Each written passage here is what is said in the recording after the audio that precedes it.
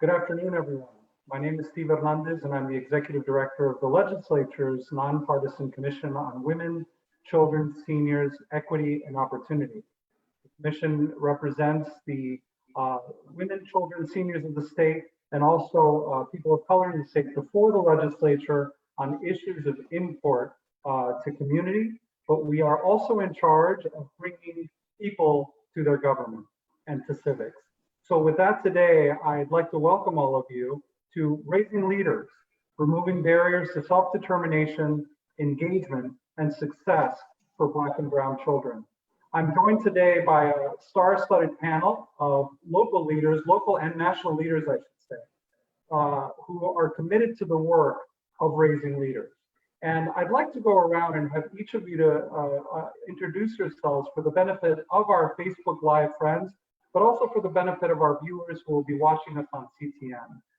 As each of you introduce yourselves, I'd like to let you do that so that your faces come to the fore and people can see who you are. So let's start first with our invited guests, and we'll start with, I'll take you in the order in which I see you, and I see Marilyn Alverio. Welcome, Marilyn. Hi, hello, Stephen. Thank you so much for inviting me. My name is Marilyn Alverio, Marilyn Alverio en español.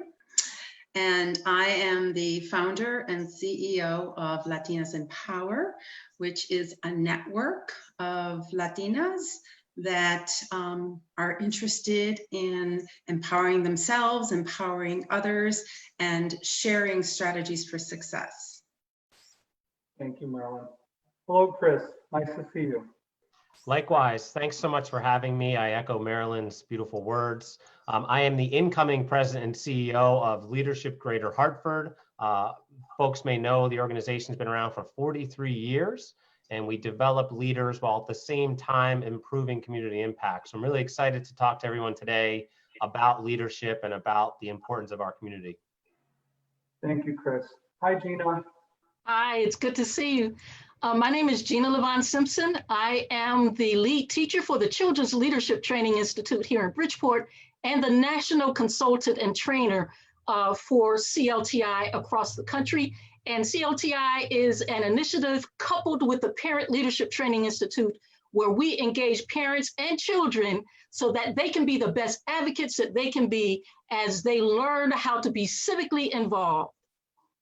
Thank you so much, Gina. Near and dear to the heart of the commission, which for the state of Connecticut, at least, is the home of PLTI and CLTI. So Yes. thanks for all of the work that you do in our communities, Gina. Hi, Dr. Cardona. Miguel, welcome. Hi, good afternoon. I'm happy to be here with you, Commissioner of Education for the great state of Connecticut, a role that I've had for about 10 months. Prior to that, I was an educator for over 22 years in the city of Meriden, a fourth grade teacher, elementary school principal for about a decade, and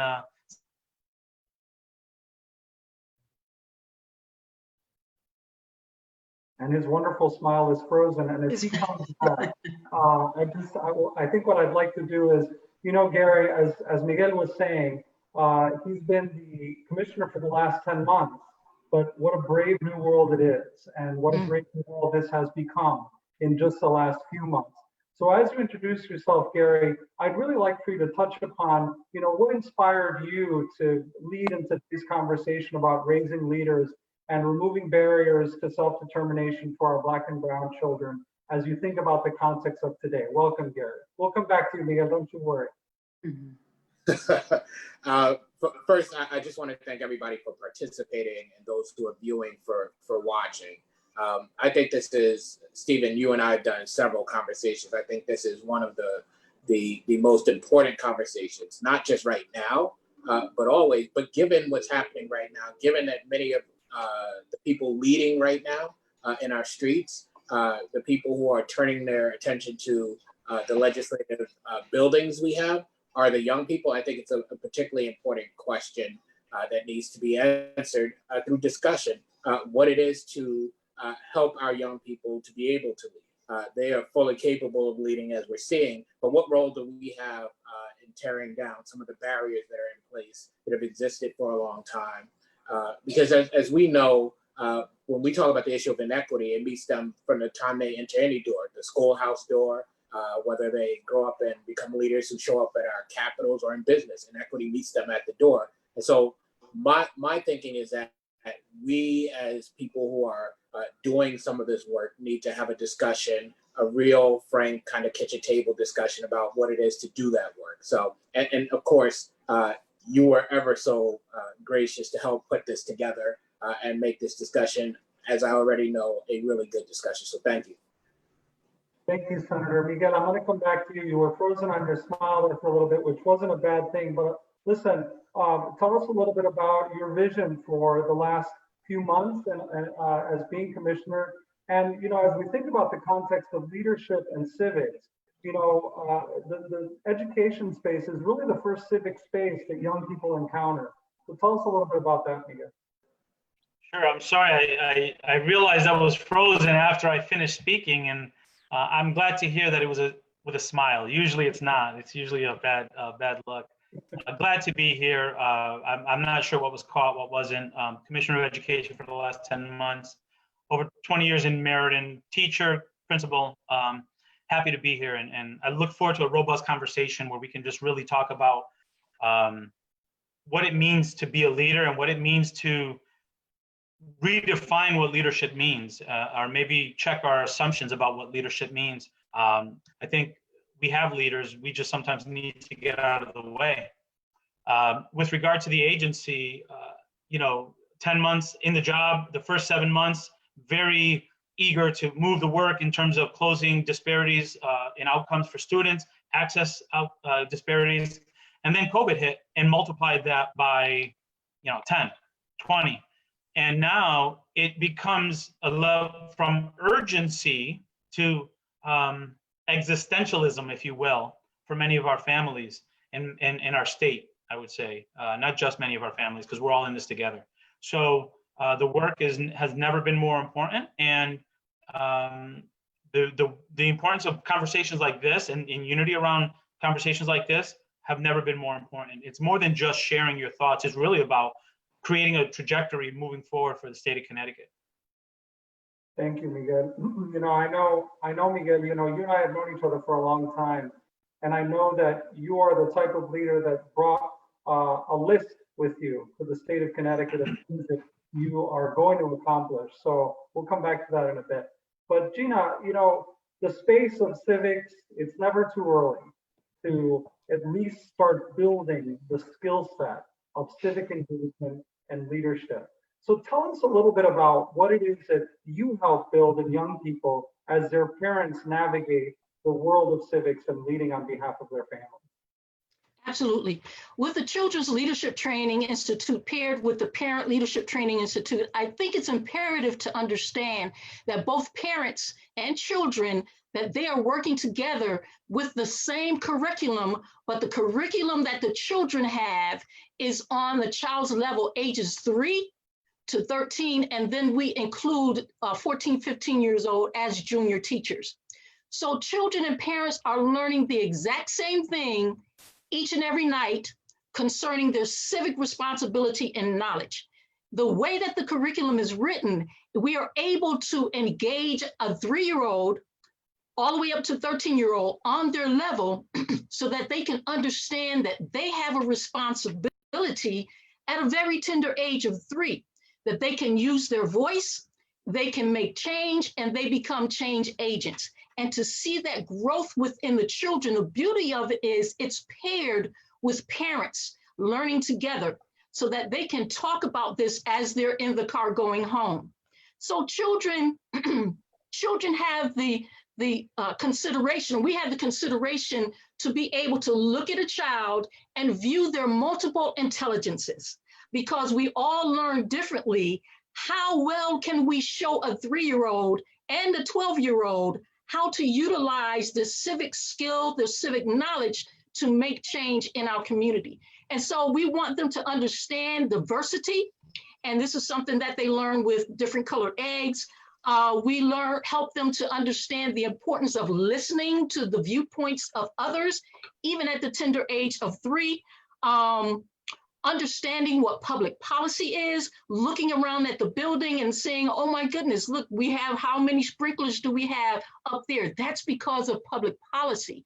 Why did that happen? That's because someone used their voice, because they understood that there was danger in the building without this. So to be able to engage our children so that they can have the civic knowledge, then utilize the civic skills. Public speaking is what they learn through CLTI. Learn to advocate for change. What is it that I really need? How to define a problem and work toward a solution. And also to take what they have learned and to put it into action. The civic action, the civic responsibility is to do something with what they've learned. And so the children have civic projects. In Connecticut and Bridgeport, we have at least 3 or 4 where the children think and talk about their concerns and what they can do between the ages of 3 and 13 to make a change in our community, and understand it doesn't stop with a collective of children there, that individually they are change agents and they can even make change for themselves in school, at home, run for office in school, the class president, and make changes and encourage the parents to do the same. 20 weeks we work with them. That's amazing, Gina. And these concepts of agency and the concept of asset. Marilyn, I'll turn to you. How important are those concepts of agency, self-determination, and the young person or the actor in community being seen and seeing themselves as an asset in leadership? If you could just unmute.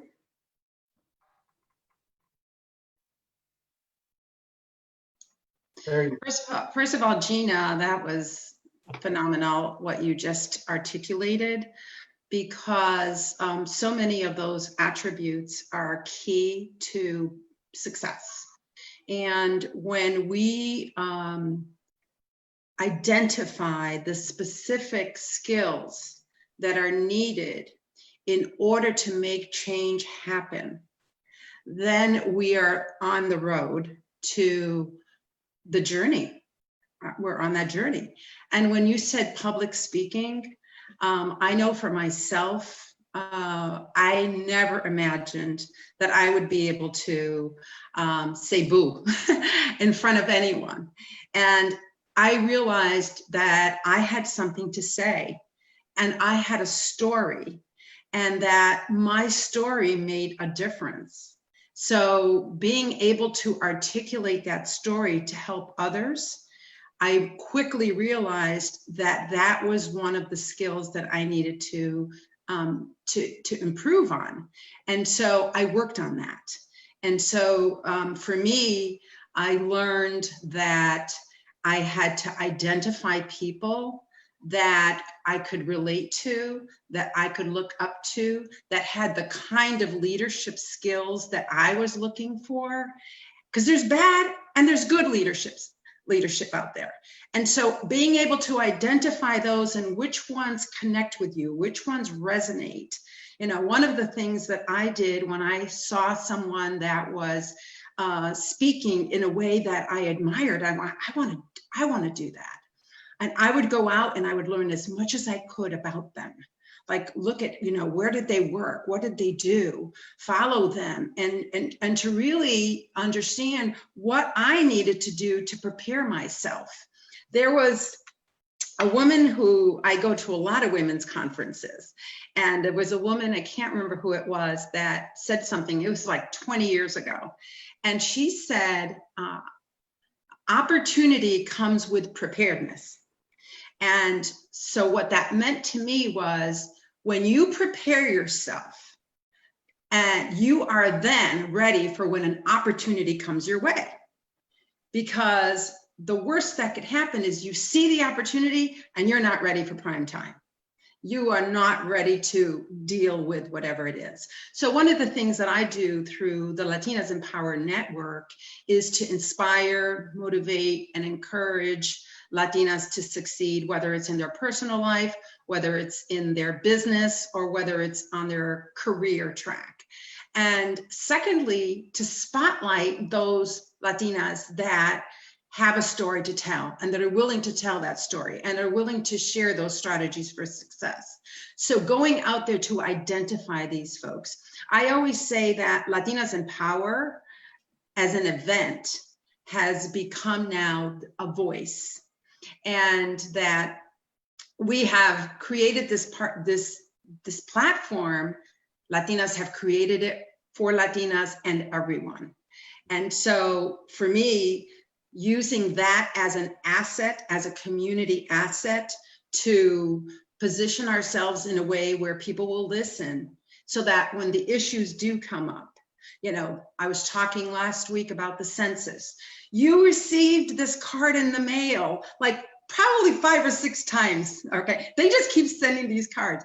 Just do it, like go out there. It takes 10 seconds to do the census. So the fact that I had a platform, people were listening and they're like, oh my God, you're right. It only took 10 seconds.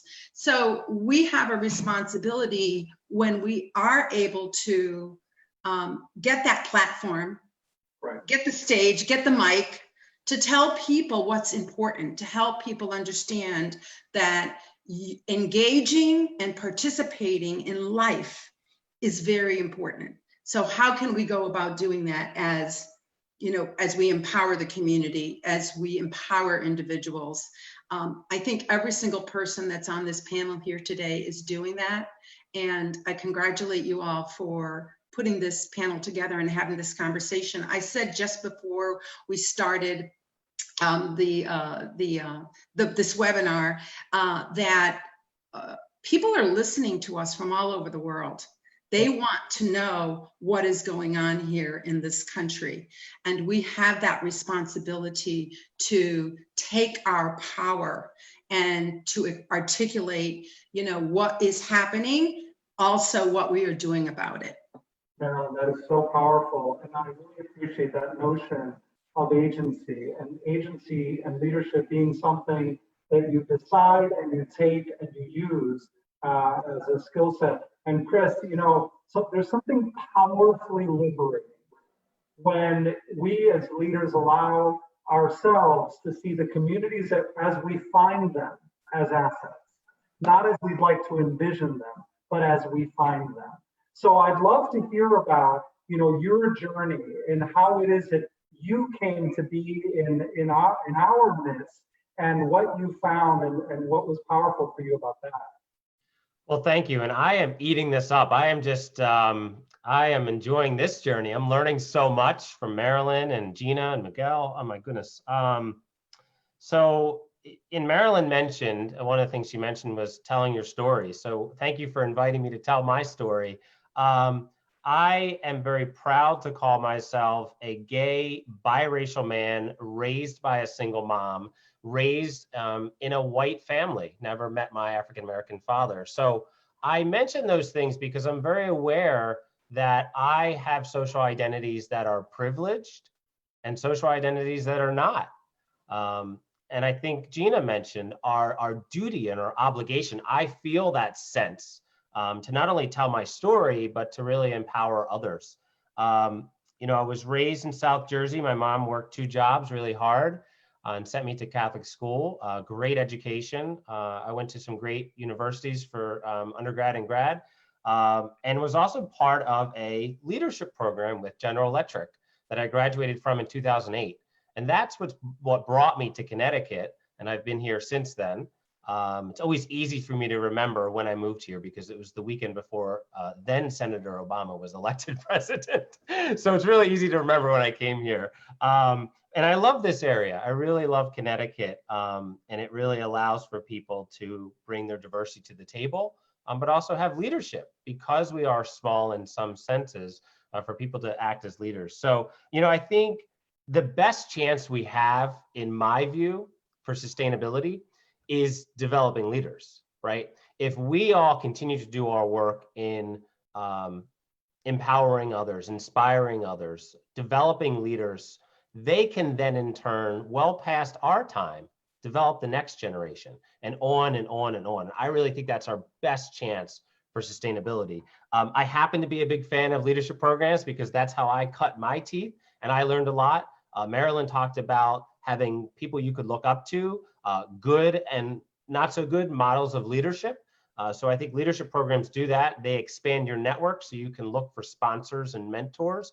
I think that's something that my organization, Leadership Greater Hartford, does for ages from high school all the way through to retirement. I think that's really important for people to get comfortable with their own style of leadership. And I think that's how I intertwine my story in terms of my empowerment and my agency.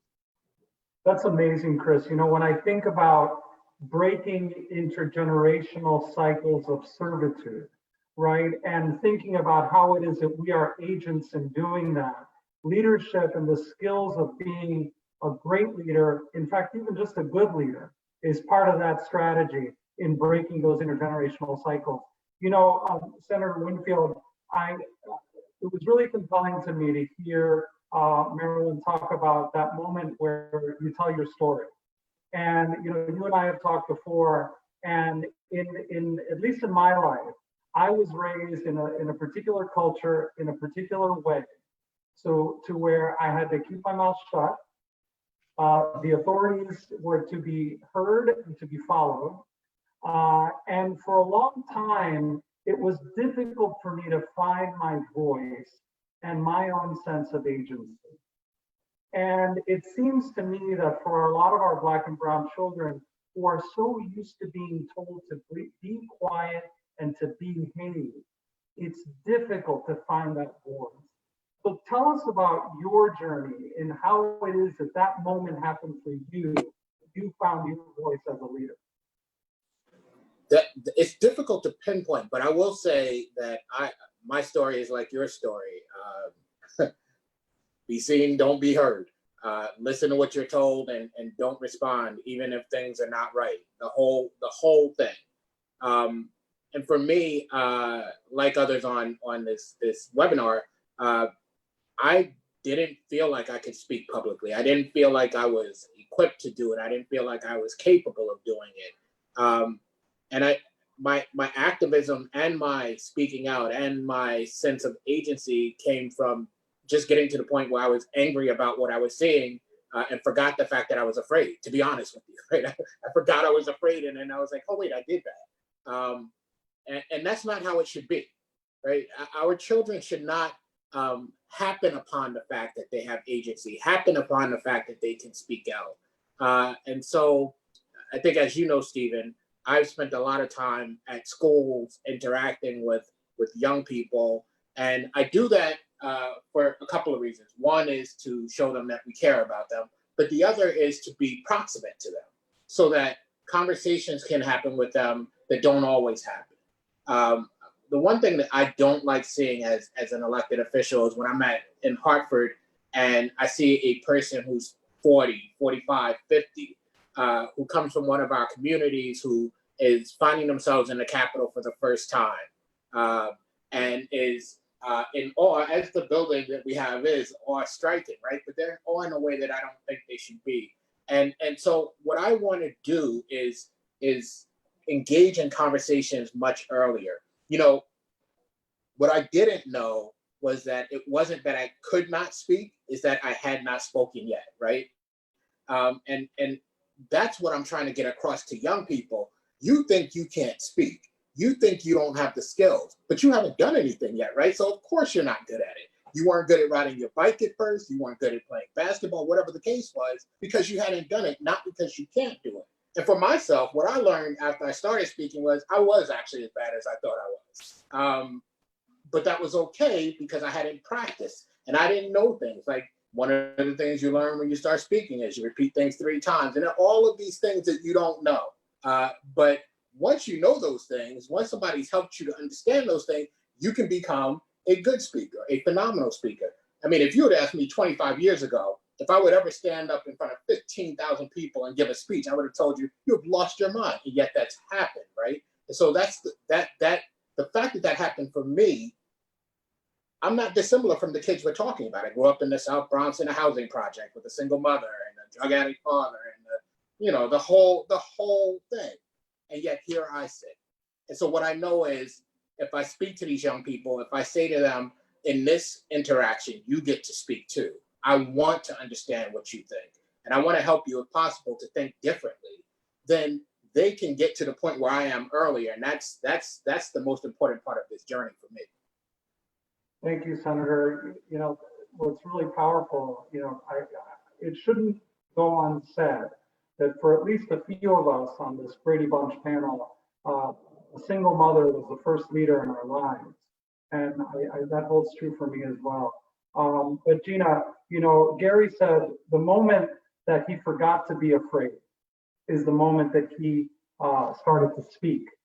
And you know, in the context of today's world, you look around down the street, down the state, and across the world, young people are forgetting that they're afraid and they're speaking. So tell me about your work in the context of that fearlessness that comes with you, and how it is that the skill set that you're imparting on kids helps them hone that skill set. I think one thing about Gina Levon Simpson is that I'm a child at heart. And so there are so many things that I have not forgotten when I was a child. And I can look back over my life and I can identify with what children are doing now. It has been difficult for me to jump up and down and do a flip over this table because I'm so excited. So what do I do with the energy that I have to be able to funnel it and direct it and navigate in such a way that you can understand what I'm saying? Because inside here, you don't see everything that's really happening. So to be able to understand children, who they are, where they come from, those who live in my community, and the challenges that they face, sometimes can make it easier to engage them, because we are like, it's like looking in a mirror. And so when I look at them and I see me, and they look at me and they see themselves, it makes it so much easier for us to be able to say, for me to tell my stories as a storyteller, and they have the aha moments, at which usually happens a lot with PLTI, with CLTI, and understand where that can go. And as I look at a child, whether they are 1, 2, 3, or 15, and can see an iota, a spark of greatness, then I am able to then, almost like going fishing, just kind of reel them in and allow them to look at this mirror and see themselves, not necessarily as a mentor, but sometimes as a role model, because I'm not always there in front of them every day, but it's the smallest things in life that a child will grasp hold to. And it begins, it's like sowing seeds. And then the others in the community will begin to pour into the life of that child, and they recognize who they are. So that fear becomes secondary, and they can then make those strides that need to be taken. I've seen it so many times with our children that graduated from CLTI and became White House pages. CLTI graduates who are now part of the Bridgeport NAACP. CLTI graduates who are now going to school, college in Hawaii, and leading protests and peaceful rallies. And I'm like, this is amazing. And for them to find my number and call me and say, Auntie, and to be called Auntie, just in case you wanted to know, that is of high esteem. And I feel so wonderful when I'm called that. But to hear their voices when they were 6 or 7, and now watch how they flourish, because someone, whether it was me or other teachers with CLTI, saw the spark, saw the seed, and began to water it, so that that fear became secondary, because we allowed them to see the greatness within them.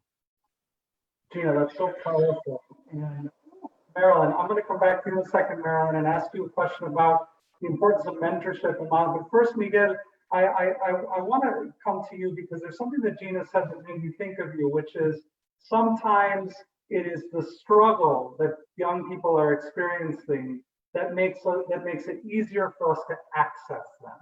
And you know as well as I do that kids are going through some struggles right now, whether it be the social and emotional struggles of being disconnected and distanced from their support groups and peer groups, and of course, all of the fears of the day, whether they be pandemic or social growth and development.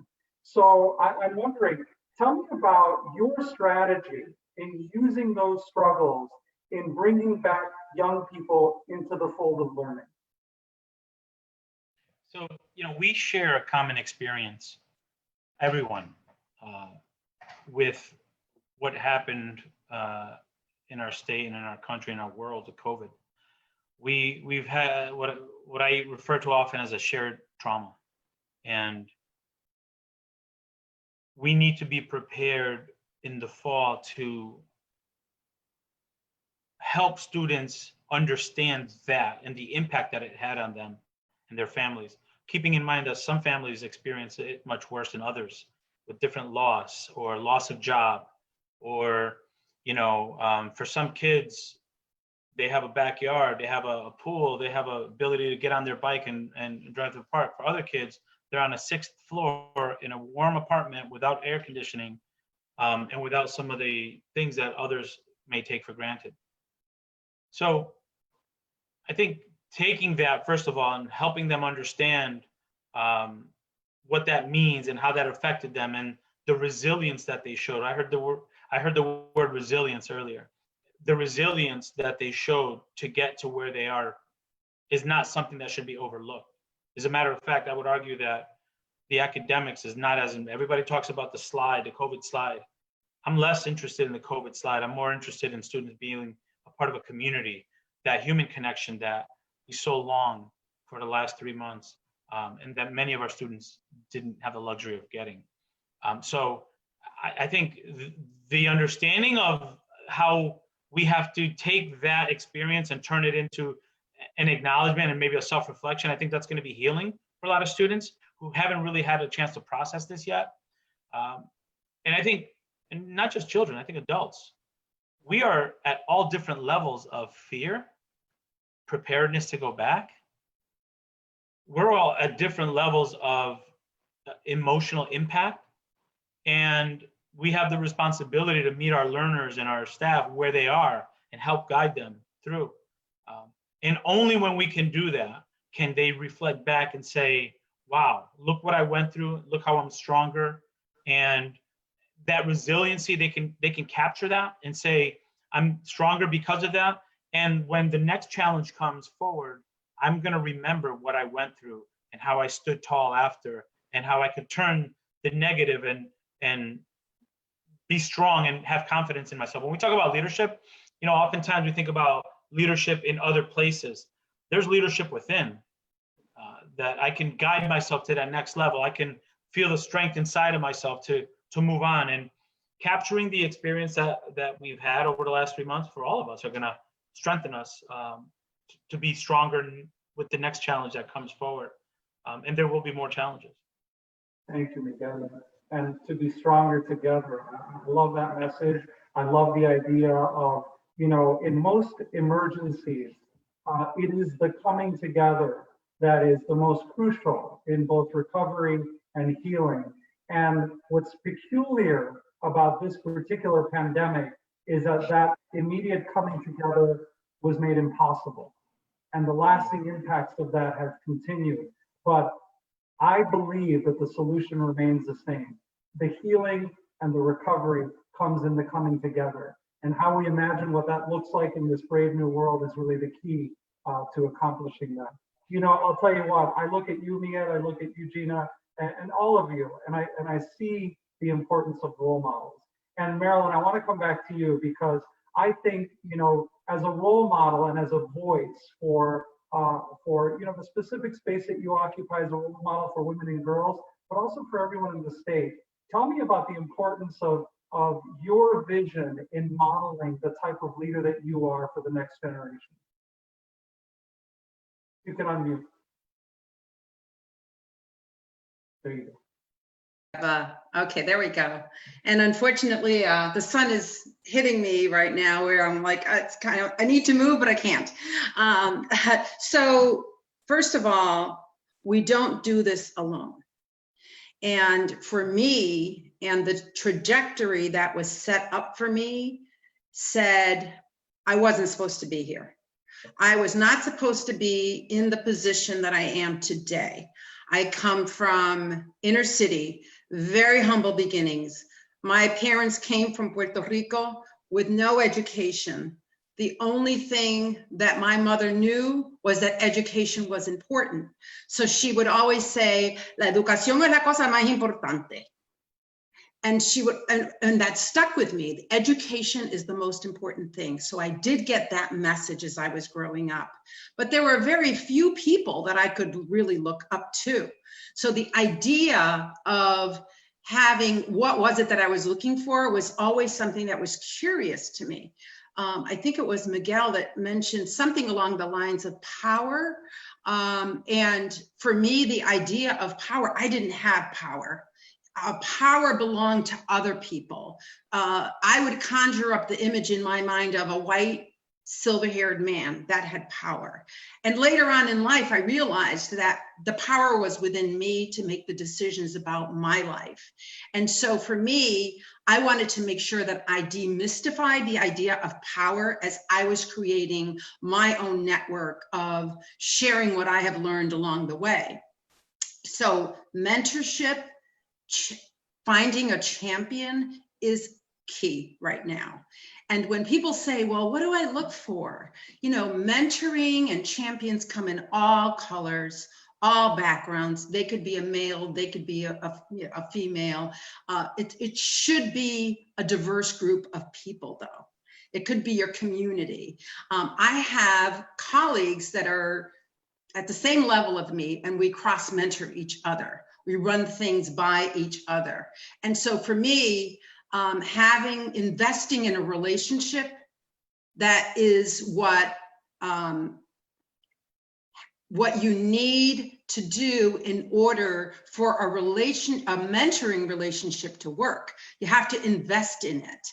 And you also have to be able to find the kind of people that you have chemistry with, that you are able to learn from, but that you also bring something to the table. It's not just about what you can get out of it. It's what you put forward as well. So for me, I've always been paying it forward throughout my life.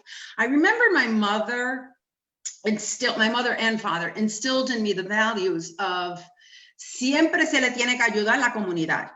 You always have to help the community. So where you come from, the messages that you receive as you are growing up is super important. And it doesn't have to come from your parents. It could be something that you heard from someone else. But unfortunately for folks that I grew up with, there wasn't a lot of brown and black people up on the stage giving us the messages. You know, so we had to start creating our own leaders. We had to, you know, we didn't have a seat at the table, so we made our own table. And, you know, you didn't have a chair, you pulled up your own chair.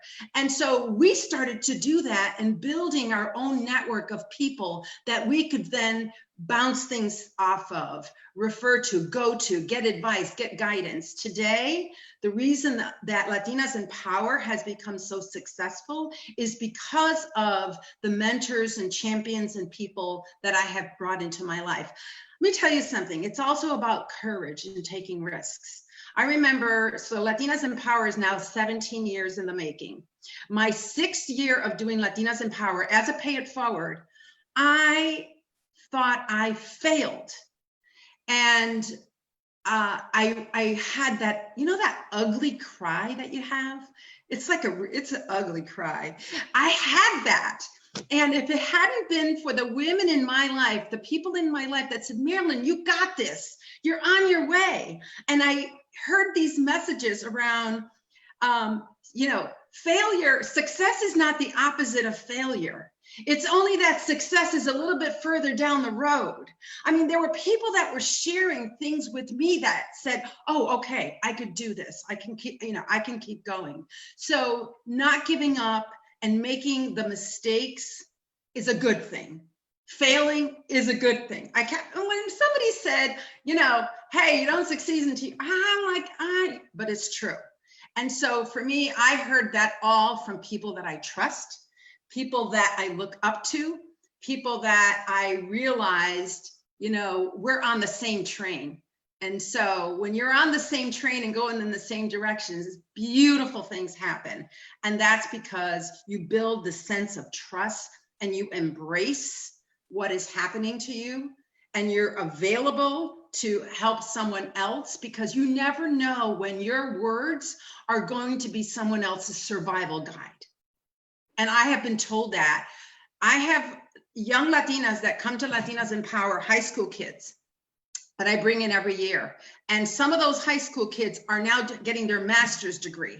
And they're getting their master's degree and they come back to me and they go, Marilyn, when I saw you up on that stage, something happened, you changed my life. So you never know when your words are going to help someone else. And that's why I say the narrative of your story is so important. Even if you think that it hasn't as much value, it could save somebody else's life and bring someone else along, and they could become the next president of the United States. Marilyn, that's so powerful. The idea. I'm going to move this over here. Handing the baton of leadership and expanding the franchise of leadership can be lifelong and life-saving is really powerful. And Chris, you know, I wonder, Marilyn talked a lot about service and about paying it forward. Tell us about the importance of instilling those values in the work that you do. Thank you. And I'm having the opposite of Maryland's weather. It is thundering and pouring here, so I hope I don't lose power or internet. But if I do, then you know what happened. You know, I think one of the things that was important for me was just getting involved. You know, at the age of 16, I became a volunteer firefighter, which I am still today. And that offered a lot of models, right, as we've been talking about. When I went to undergrad at Drexel, I ran the student newspaper, which was not part of my plan, but it just kind of happened, you know. And I don't think I was a really good leader back then. I was directive. You know, I didn't have a lot of the skills. I just had kind of this old-fashioned view of management. So that gave me a good low risk, relatively, environment to do some things, and then to juxtapose kind of my learning today. I think it's so important. Marilyn mentioned it too, paying it forward. You know, at Leadership Greater Hartford, we have a workshop called Network Intelligence, and it's borrowed from the book called The Startup of You, which was written a few years ago, and it's all about managing your own career as if it were a startup.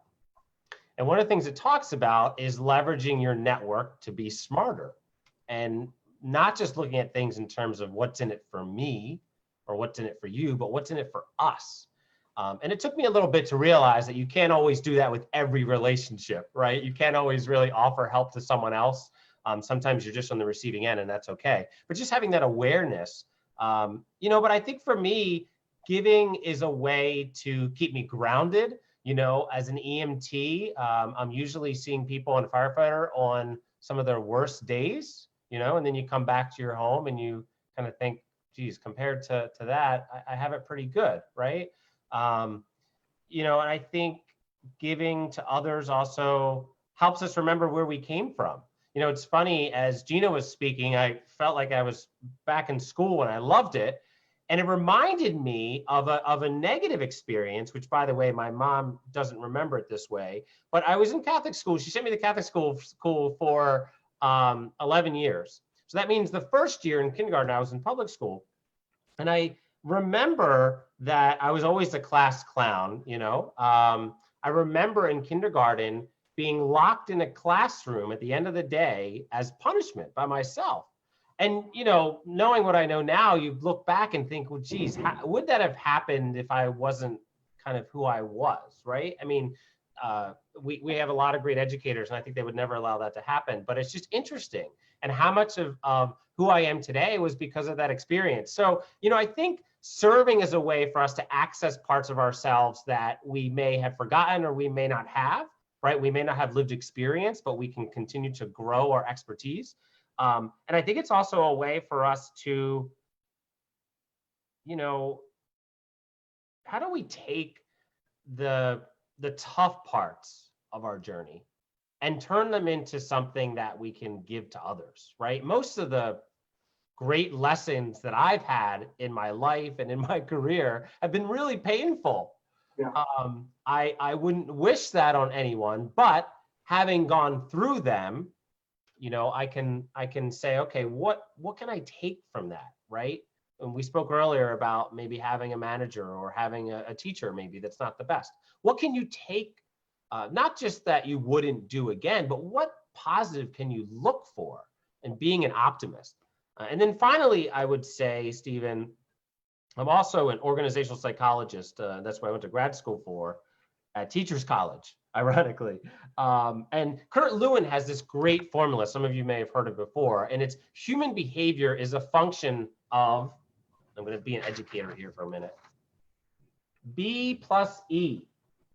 Behavior is a function of who we are as people and our environment.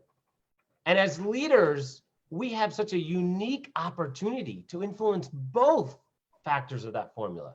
And I think that's really the call that we can all aspire to. That's amazing, Chris. I think about all of the hallmarks that each of you has described, right? Continuous improvement, collegiality, a sense of humility with which you learn and grow in your leadership, giving back, and modeling the behavior of coming together. And then I think, Gary, to how it is that leadership manifests itself around the spaces that you're in, the spaces where decisions are being made that are critically important to the day-to-day of the people that you serve. Tell me, how do all of these skills bear out in the environment that you lead in? And what are your observations about what leadership looks like at some of the highest levels in Connecticut and how it could improve? Well, it could improve by bringing in some of those young people that we're talking about with different experiences that I believe reflect important parts of discussions that don't really happen the way that they should happen. And what I know is that the difference that we bring into any space, but in my case, into the legislative space, is important. I am known for telling stories that are as vivid as you can tell them about my experience, because I think most people who are in that space don't have those stories. And when we talk about the issues of certain communities, it's rather bland, to be honest with you.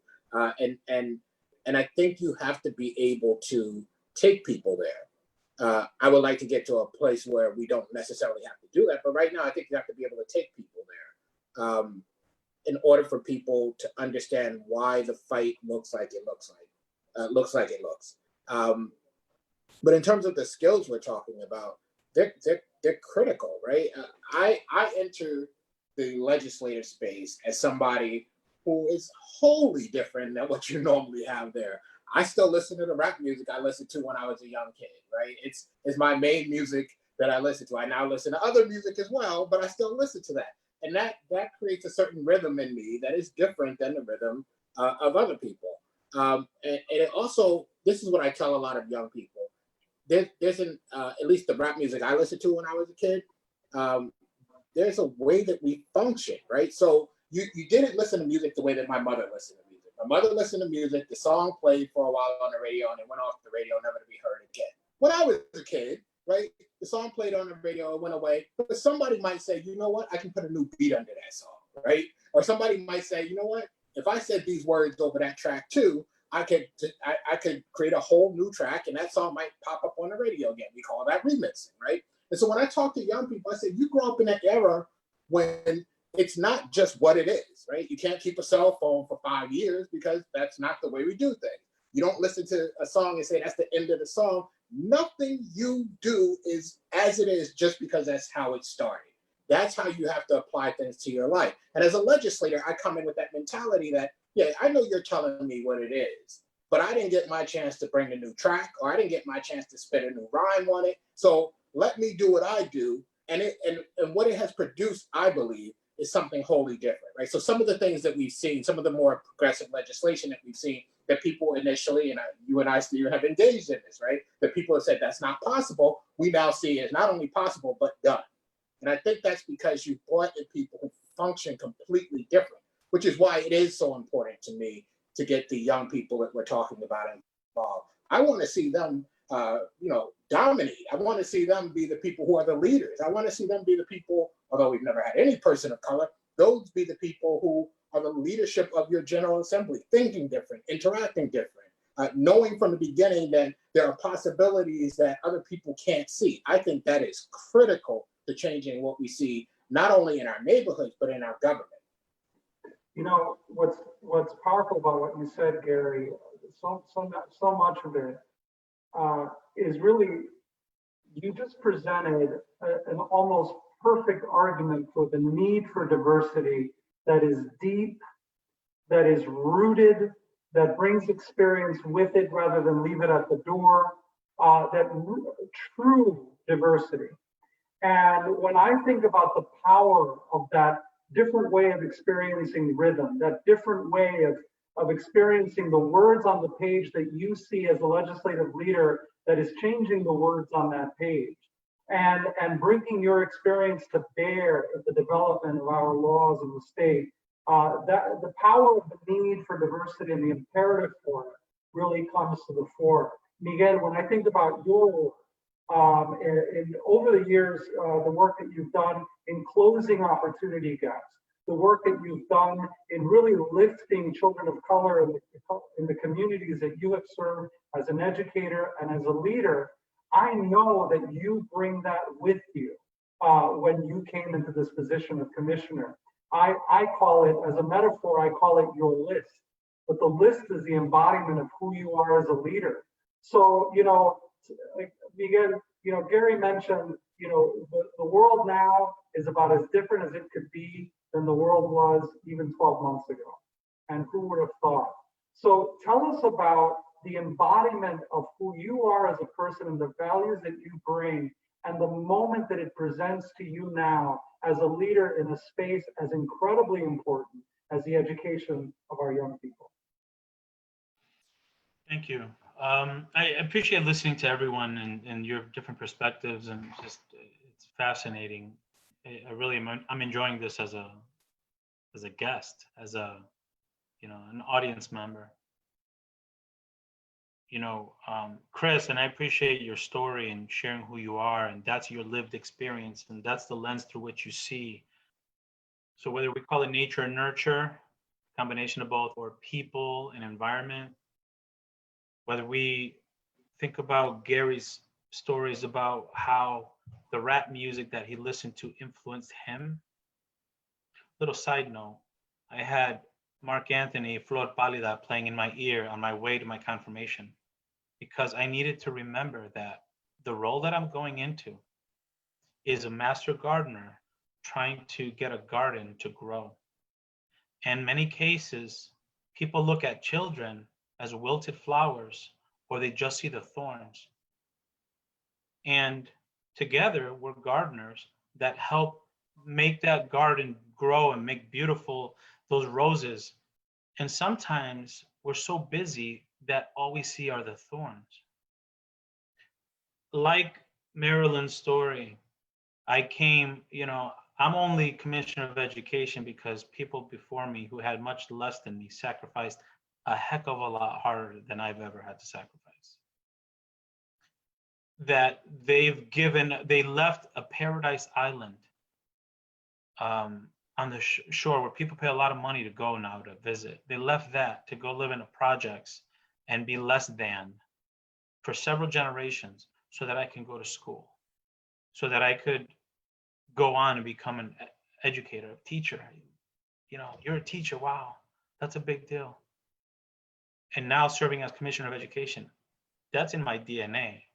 That belief, it's in my it's who I am, to say, I'm blessed to be in this position and I have to serve and pay it forward for all the reasons that were mentioned for the last hour, and that it's my obligation to make sure that children have opportunities. And it's with that passion and that understanding that whatever we do moving forward, especially now with COVID, that we have to keep our children and their success at the forefront of our decisions. And we have to make sure that we have an opportunity to think about, in our respective roles, how can we support, help children, knowing that in many cases, if we don't take the opportunity, then there's going to be a lot of loss. My experience has shaped my belief system, my value system. And, you know, I'm taking pieces of each of your comments to answer your question. Like, it's like saying you don't talk about equity because it's the topic to talk about now. It has to be running through your veins because it has to undergird everything you do. It's not a Thursday afternoon activity at the agency. It's how are we doing everything that we do through that lens to provide equity and access to students that may not have it, or may even not think that this institution is intended for them to have it. How do we create that culture where every student, we talked about leadership and all what it looks like and what it doesn't look like, or how we have to check our assumptions. You know, that's our responsibility. That's huge. And I think I've taken this role on, or any role that I've had, and try to just embody that in every decision that I make or every conversation that I have. And it's such a privilege to serve in this capacity, but it's such a responsibility to make sure that you're doing it in a way that gives students an opportunity to succeed. Because if you don't do that, and sometimes it's uncomfortable, oftentimes it's uncomfortable. If you don't do that, then what good is it to have someone that looks like you up in the position if they're not fighting for you? So I think that's just the fabric of who I am, whether I was a fourth grade teacher, principal, whatever. As a commissioner of education, that's something I take very seriously and something that I feel honored to do. Thank you, Miguel. You know, Gina, I imagine the audience right now. And in that audience, we have kids or the parents of kids who are being raised by a single mom, or the parents of kids who may be gay, or the parents of kids who came here from Puerto Rico or somewhere else, or the parents of kids who, you know, dad may not be available or mom may not be available for things that they don't understand. And I think of those kids seeing this panel of people and thinking to themselves, that could be me. So tell me about your role in helping the children that come into your space understanding that could be me. There's a song by Yolanda Adams that says, what about the children? Remember when we were children, and if not for those who loved us and cared enough to show us, where would we be today? That's where I am, because I recognize that I have been wired and created to pour into the lives of children. That's who I am. And whatever I find that is incumbent upon myself to do so, that I must do that. Not only am I the lead teacher for CLTI and also a national trainer, but I'm also a clinical mental health counselor for children.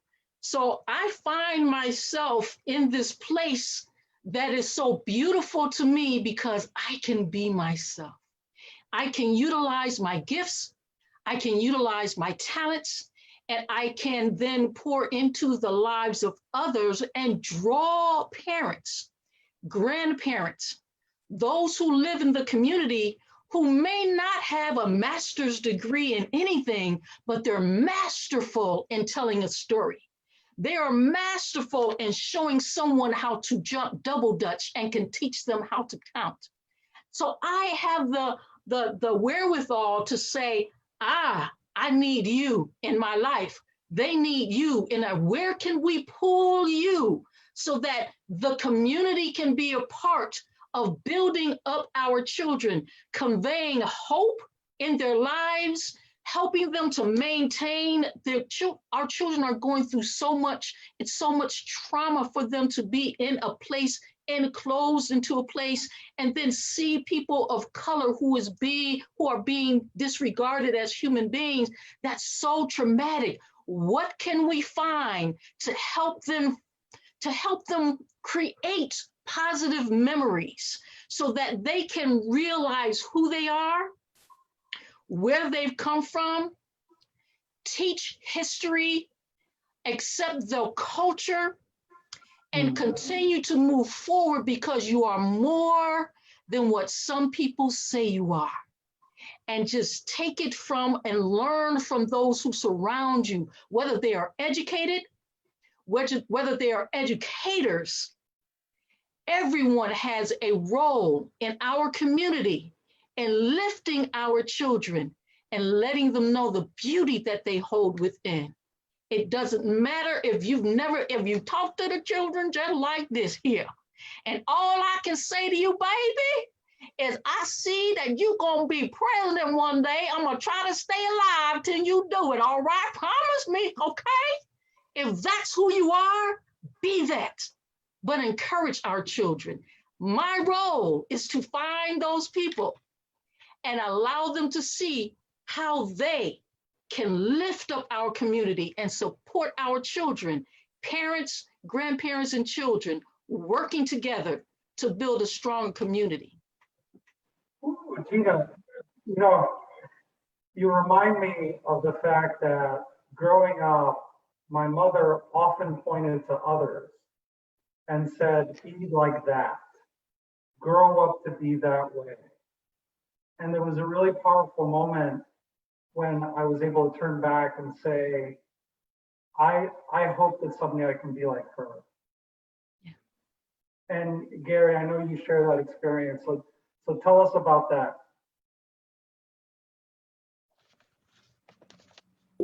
Oh, I know better than to start speaking without unmuting. As I'm listening to Gina, I'm thinking about my mother, and I thought it was like Stephen's going right where I was going.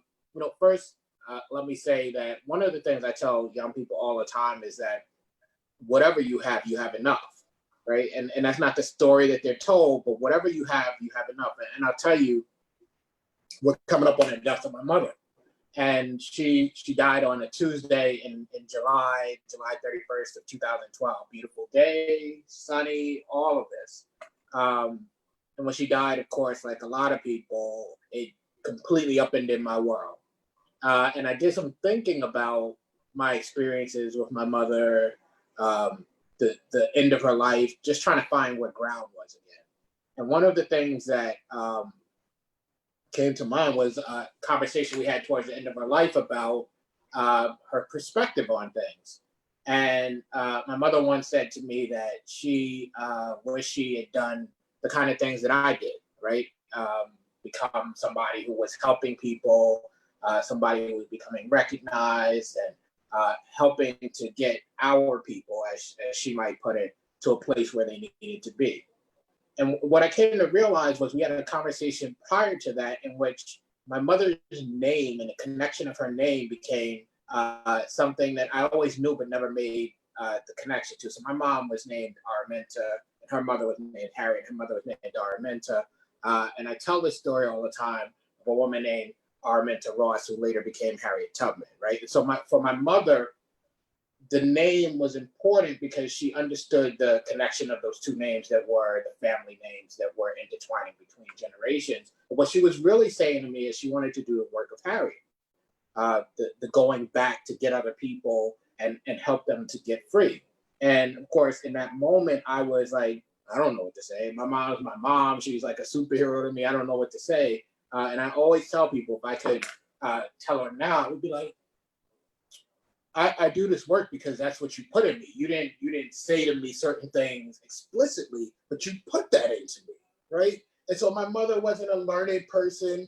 She didn't have the skill sets I have. She didn't have any of that, but she had enough to pour into me everything that I needed and need to do the work that I do. And so I tell young people, you don't even know the value of what you have, you don't know how important that little thing that you have is to allowing you to do amazing things.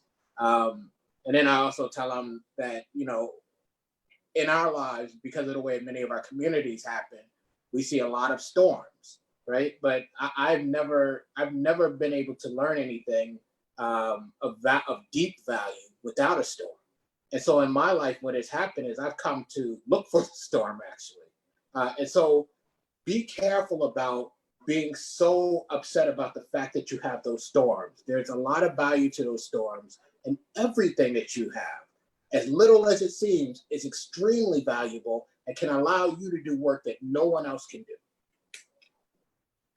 Thank you, Gary. You know, I love that metaphor of the storm because there's great power in still waters. And so I really appreciate you reminding us of that. And Marilyn, you know, Gary reminds me of that entrepreneurship that is so woven into the spirit of being the unlikely leader, or being the leader that is forged out of the storms that Gary is describing. And you model entrepreneurship in everything that you do. Why is it important for you that be a skill, that self-starting creative skill that the entrepreneur brings, be something that we also see in our young people?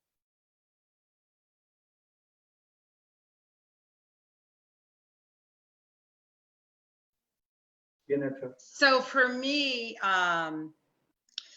you know, I didn't even know what entrepreneurship was. I knew that my parents, my father worked in a factory growing up, and he also owned a restaurant to feed, you know, like our community. We sold Puerto Rican food. He then owned the local bar, but at the same time, he always worked in the factory. So he always had both things going at the same time.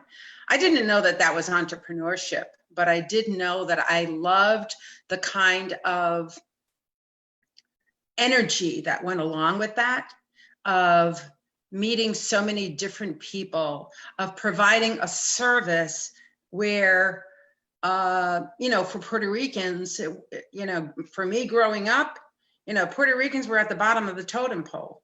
So in terms of how we were viewed was always in a negative light. And so for having parents and other community members in our circle that were business owners, that were providing a service to each other, and that was something that was so beautiful and something you could be proud of, I said, I liked that feeling, whatever that was. I have worked in corporate America all of my life. And in 2002, I took a management buyout from a company. I was a single mom at the time, and I wanted to, you know, be a little bit closer to home. I had, you know, just had one daughter, wanted to be closer to home. So I took the management buyout and I started consulting.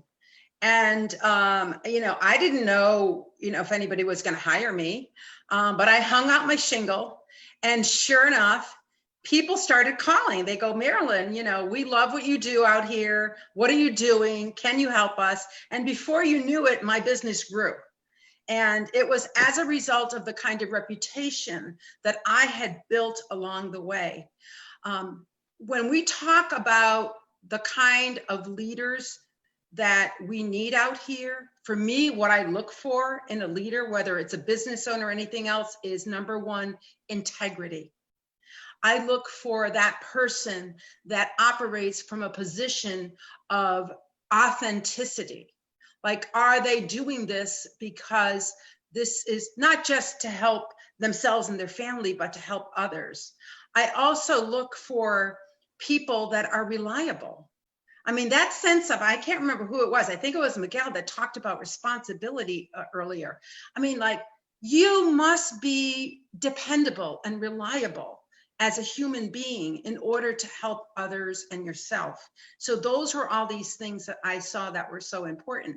So when I started to do my consulting business, I knew those were very important. So I wanted to not just model them, but also talk about how important that was. And that is how my business grew. I ended up jumping back into corporate America 5 years ago. So I now work in corporate as well as running the Latinas in Power Symposium, just like my parents did. They were doing two things at the same time, and I often say, I think part of it has to do is because I live in two worlds. I live in my Puerto Rican world, and el orgullo, la comida, la música, and everything that goes along with that, and that I could talk about that. And I live in my white world. Yeah, that's right. It's okay to say white now. You can say white people. I mean, white people have now started to accept and embrace the idea that, yeah, we are white people. We do have privilege. We need to talk about this. I mean, this whole George Floyd incident, and not just George Floyd, because there's Latinos that this has happened to as well. The gentleman in Texas, I mean, everywhere. And so that has opened up this opportunity for this conversation that we're having, this dialogue that is bringing people from all over the world together. The diversity of thought that is taking place right now is the most powerful thing that I've ever seen. And I have been through different series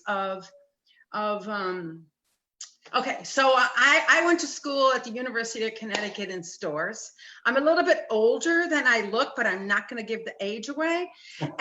But eso que me conocen ya saben, those people that know me know. And I remember there was these Puerto Rican students that came from the Bronx, and they started to talk about, our rights. And I went to college as a result of affirmative action. I would not have made it into a college like the University of Connecticut. I was at the bottom quarter of my class. So I was not supposed to go to college, but through affirmative action, I got there. And in the very first year, I made Dean's List. And they scratch their heads and they go, how does a kid from the bottom quarter, from the inner city, come into a school like UConn in Storrs and make it on the Dean's List? So there's a lot to that story, and another conversation that we need to talk about as it relates to tracking of our young people and how that still exists. It existed then and it exists now. So when I think about the whole idea of doing more, it can be entrepreneurship. It can be, giving back to your community. It can be, but always try to find out what you stand for first, what you believe in first. And then there's so many things that you can do. I mean, there's like 5 or 6 different balls that I have going up in the air all the time. And as long as it's because I am true to myself, as long as I'm doing it for the right reasons, whether it's the business I run, whether it's working in corporate America, whether it's being an abuela, because I have now a 6-year-old little girl, it doesn't matter how many things are out there that you're doing. It's embracing the idea that these are what makes you who you are. This is your journey. This is what you have created, and who you are today is what you have built throughout your entire life, whether it's as a business owner, whether it's as a community member, and all of those skills that you get from doing those things is what brings the happiness and the passion and the joy that you see on every single person on this panel today. Every single person that was speaking today was speaking with this like un orgullo, like this pride of, yeah, we are out here, we are making it happen. And all I can say is I will continue to do this until I can't anymore. But the idea that I may have touched one young person to be able to get out or to be able to do something more with their lives is enough for me to keep going. Marilyn, thank you so much for that. And I'll tell you, the word orgullo is an interesting word because orgullo in Spanish, it doesn't translate perfectly to pride because orgullo also has joy as a connotation. So I love the idea that you brought pride and joy together, because there is a substance to Orgullo that I think is so powerful in what you said. And Chris, you know, that I'm reminded by a lot of what Marilyn is saying, and the importance of what we talk about, those soft skills, right? Which is connection, empathy, all of the things that we bring young people or people in for an interview to try to figure out whether they've got, you know, can you work well with others? Can you connect? Can you listen? Or as Marilyn said, are you available? So can you tell us a little bit about the importance of connection, empathy, and availability in some of the skills that you impart on the people that you work with? Yeah, you know, I think the commissioner spoke about the importance of the human connection. And, you know, I think being available to others is really important. You know, for me, it's using humor. Someone mentioned earlier, having humility. You know, sharing with people the things that you don't know, sharing with people the things that, you know, this is not something I have a lot of lived experience with. I really need to learn more, but I want to lean on you to help us get there, right? Kind of flipping the pyramid upside down, bottoms up leadership, I think is really important. You know, I think also in terms of connection and empathy, you know, we all have talked a lot about mentors, and the senator spoke powerfully about his mother, beautiful story. I think really powerful leaders build the relationship over time. I mean, that's why we probably all have talked about our mothers here, practically. You know, so if you're looking for someone to mentor yourself or your child, or if you're looking to offer that, and I think we all would invite people to do that as well. Obviously, you need empathy and connection and being available, but it's about building the relationship over time. And probably not going to someone and saying, Commissioner, can you be my mentor, right?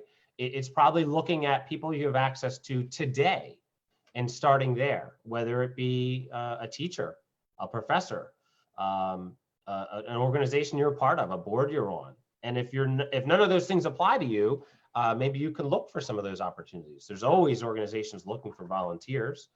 So maybe you start to volunteer, and then over time, you may see others that you look up to. I mean, that's what I did. I think that's probably what all of us have done, is look for people that we can connect with and build that relationship with. So I think that's really important in terms of empathy. Thank you, Chris. And you know, find the mentor you want to be, right?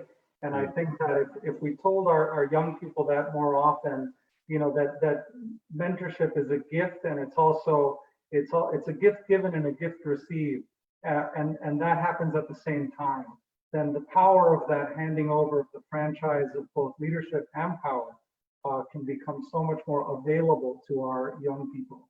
You know, Gary, as we come upon the hour, it's not the end, because I'm going to come back to a couple of you, but as we come upon the hour, I think about all the energy and work that's happening right now among our leaders and communities who are very literally tearing down the monuments to the old ways. And they're doing that as an expression of anger, but also as an expression of hope, and as an expression of taking control of a narrative that often has left them out of the conversation. So as I think of the monuments that you face every day in the work that you do, which is the monuments of the laws on which words are written that really stand as a testament of either exclusion or maintaining cycles of exclusion. Tell me about the work that you see as a person confronting those monuments and hoping to work and bring them down as a leader. I think the work is both internal and external, and it's a good thing that we're talking about the young people, because I think a large part of the work that we don't talk about is not just the tearing down of the foundational stuff that we have to deal with here, but also building up those young people to come behind us. You know, I spend a lot of time trying to get young people to see themselves in this space, because what I know is my work started as an activist 28 years ago, and we're here at this moment and we're not done, right? So I expect that, unfortunately, many years from now, there'll still be work going on. And we need young people to not only engage in the work, but to be able to sustain in the work. And that's a hard thing to do, because I know many of the people who I started my work with are not doing this work anymore. Not a lot of people spend 3 decades doing this work. And so we have to be able to tell them how you survive doing this, how you survive and thrive doing this. I think that's important. And it's a hard thing to do, and it's a very difficult space to be in, because largely, if you're doing this work long enough, nobody understands you, right? Nobody understands the experience you've been through. They don't understand why you might make the decisions you make. And so I think those who have that long-term perspective really need to be about engaging in tearing down inside the building, but more importantly, in building up leadership that comes to the building.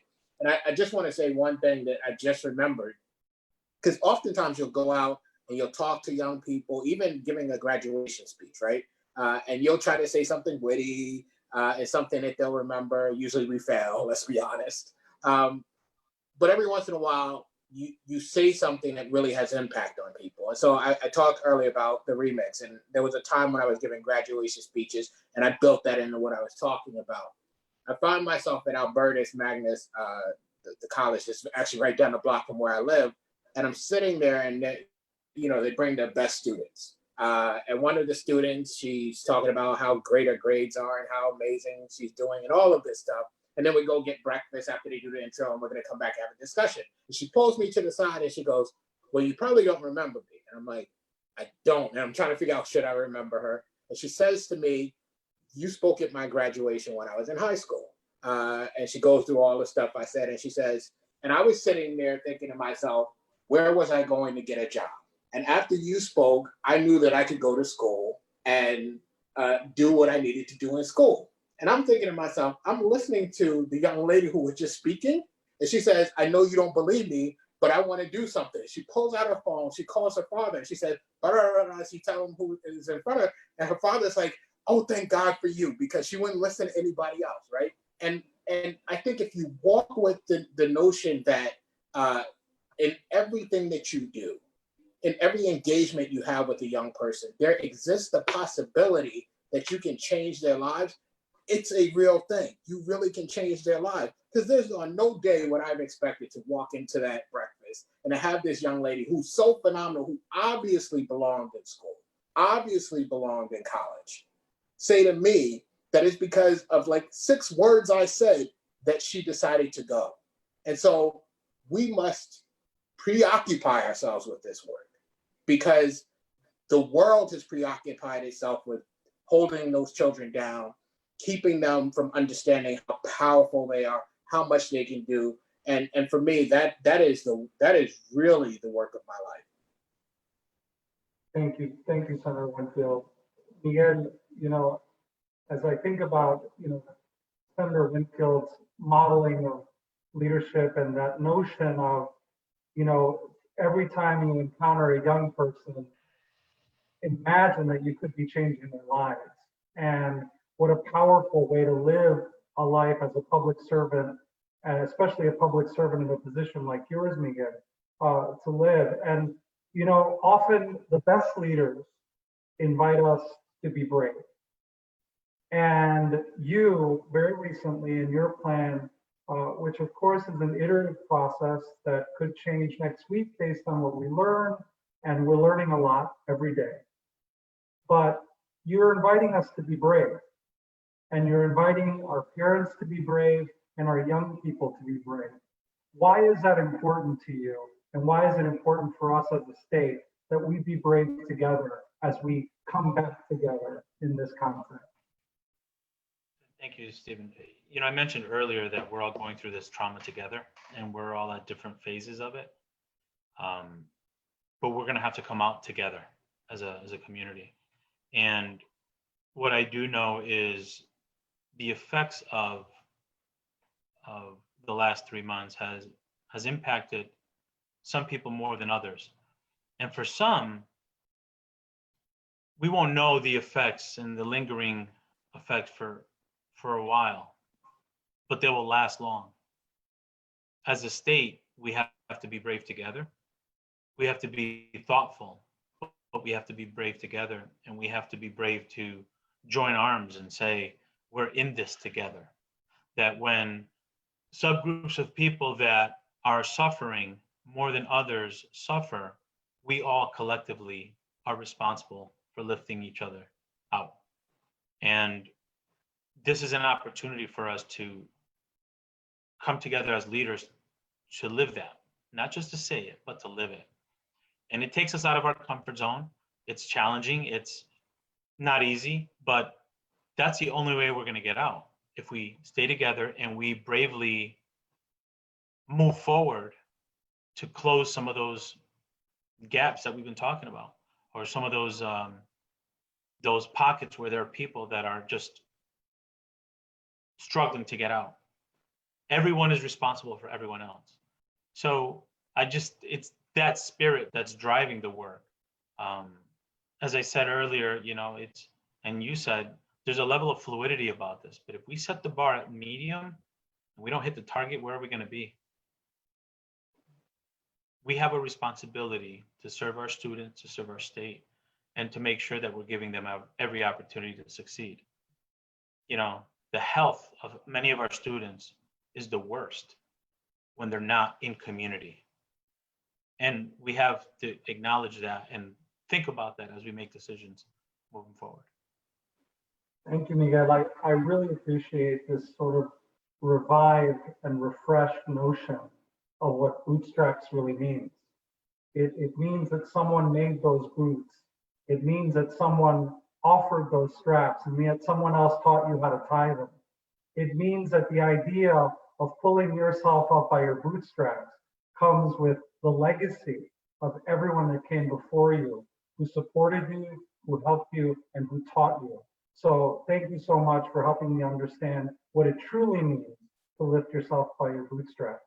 And Gina, as we come upon the hour, I really want to turn to you just one more time, because I'll tell you, I always credit you for being the person that brought Heartbeat to the Capitol. I don't know whether anybody watching or anybody here knows, but there's a peculiar rule in the Legislative Office Building that there is to be no drumming in the Legislative Office Building within a certain period of time in the day, right? And it's a rule that, we've been respectful about, but have sometimes broken, because we understand the power of rhythm, the power of music, and the power of heartbeat in everything that we do. And I really would love for you just to touch upon the importance of bringing heartbeat to the work that we do in passing the batons of leadership and the stewardship of our democracy, as we do and as you do what you do in expanding the franchise to young people. One of the things that I'm also a writer, director, and a poet. And with many of my poems, I end with the rhythm of the drums continues, which means that the heartbeat, as you say, does not end with me. It is something that flows. The rhythm is different times of day, the different moments with different challenges. Sometimes there's something called the dum dum ba, and that's the rhythm of the warrior, where the men come up and they're ready, and even some of the women, that's a part of this. It's time for that, but it's also time for us to show others what that means and how to operate in that rhythm to bring forth what we need. So there's the rhythm of the lambda, where we talk about where the people, the culture, the women come together and to nourish and to flourish, not only the women, but also the men who flourish. So there's a knowledge that we all must have, that we understand our rhythm, what that rhythm means, and how to teach that rhythm and show others how to walk into it and continue with the rhythm of the drums, because it is with our children. We stand on the backs of mighty people. And our children, we're teaching them how to stand on our shoulders as well. And once they can operate in that rhythm, boom, boom, bop, boom, boom, bop, bop, boom, boom, bop, boom, boom, bop, bop, and hear it, recognize it, and flow with it, whether it's through policy, whether it's through using their voice, whether it's through being a part of Miguel's team to talk about, this is how I feel when I'm getting ready to go back to school. Can you hear my voice? Whether it's through talking to Gary and saying, listen, do you think that there can be a law about chocolate chip cookies? Whatever that is, to understand the rhythm and the flow, to know what it is to be an entrepreneur, to know who to go to know who to talk to Chris and say, this is my challenge. You've been through it. What can I do now? So we are responsible to teach the rhythms to others, because there are several and they're not just one, to make the type of change in our country that's needed, and to allow our children to hear, to do the remix, and to create their own, to build upon what has all the foundation that is here, and recognize what foundation is here that does not need to be here, and what do we need to implement in its stead. And it is our responsibility to allow them to know that they now can take the baton, and we support them and moving on with the rhythm and with the flow. Woo. Gina, I think through the grace of Gary, Chris, Miguel, and Marilyn as your fellow guests, I think through those powerful words, these bootlaces are tied, and I think we will leave it at that. I want to thank all of you for being here with us today. I am humbled by your presence, but more so by your leadership. And I thank each and every one of you for your contributions in making this a better state and a better world. So thank you so much, and have a good night.